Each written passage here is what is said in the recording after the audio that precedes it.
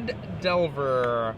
This is the deck that I'm playing right now in Legacy. The Delver Blade, if you prefer. On the left, you got Dan Musser playing blue-white counterbalance. He got a lot of enchantments in his deck. He also has a Singleton Enlightened Tutor as well. So a very interesting strategy from him. We've seen people try to employ this before, but at the end of the day, his deck is going to be casting Senses Divine Top. It's going to be trying to lock him with counterbalance. He's got 2 copies of Back to Basics. He's got 3 Jaces, a Helm of Obedience to go with Rest in Peace for the kill. A little bit of counter magic and Force of Will to protect himself, but what Cowden's going to do is he's going to try to put it under the gun. And he's going to start with Delver Secrets, and looks like Force of Will is going to be cast removing Detention Sphere. Okay, Detention Sphere, one of those cards that definitely made an immediate transition over to Legacy.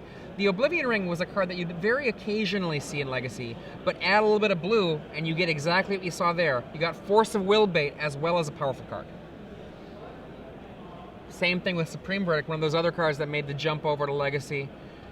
Nick Cowden here wants to be the aggressor.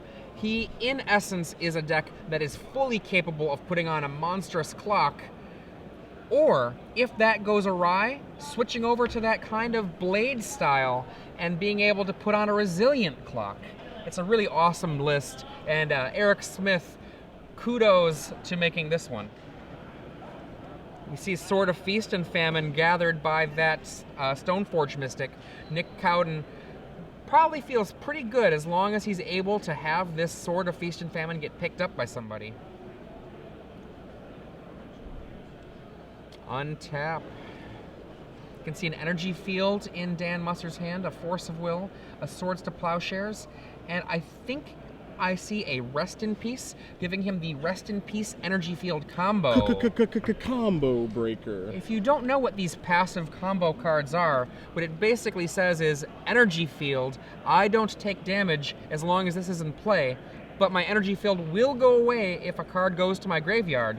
And Rest in Peace says, graveyards, what are those? There are no graveyards, there's only exile. It's a touch awkward.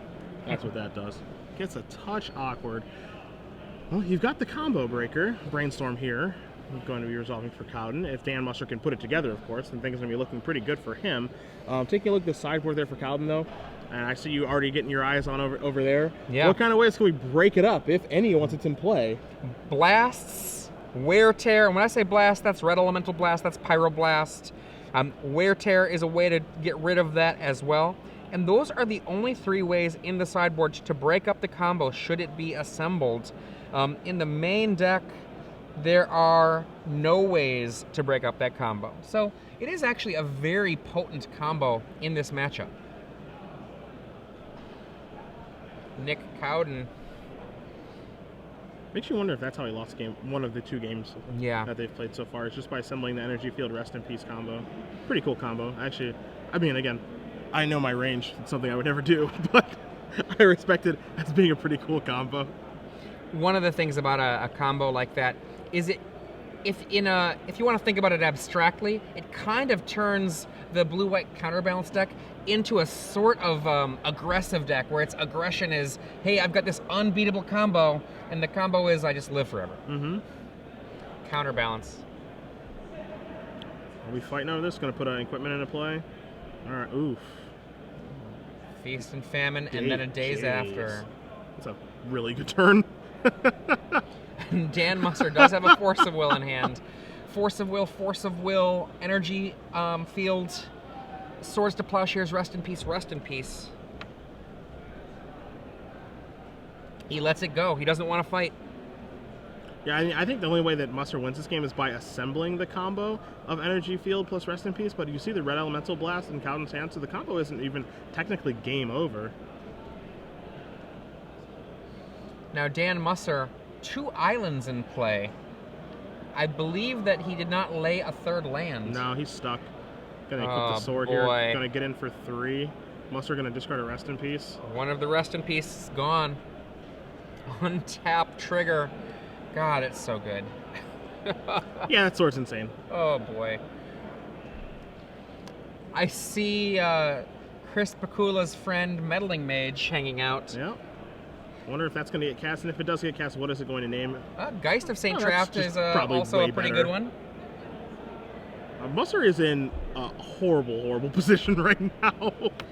Now, there's a spell pierce. I mean, he can cast the energy field and then hope that Nick Cowden has no way to interact with it. That's a big hope. Yeah, that's a really, really big hope there. The alternative then is to sit back and let the Sword of Feast and Famine do its work.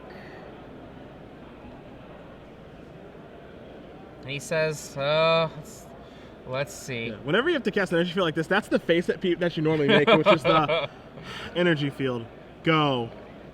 Even fighting over this is a loss. Yeah. Because energy field, if you look at the text of energy field, it has this little clause on it. It's not just this awesome card that says, you know what, I don't take any damage. It says as soon as any card goes to my graveyard, it goes away. Right there, check it out. When a card is put into your graveyard, sacrifice it. Metal Mage. Can't force a will because the energy field goes away. Yeah. So that resolves. And let's Red Blast. And can't force a will because the energy field's dead then. Yep. Oh boy. We'll figure out what Meddling Mage is naming in a second. It's naming, okay, it named Force of Will. So into the red zone we go. Geist, Angel, and a Stoneforge Mystic. That's 4, 5, 6, 7, 8, 9 damage.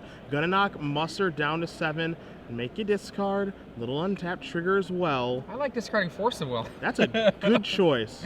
Yeah, let's just this pack one it is up, over pack here. it in, let me begin. Nick Cowden wins this Oh. match 2-1 over Dan Musser. Dan, no back-to-back finals appearance for you this weekend, unfortunately. Blue, White, Red Delver is going to be moving on to 5-1 here in the Star City Games Legacy Open, as we're going to bring it back here to the booth for you guys.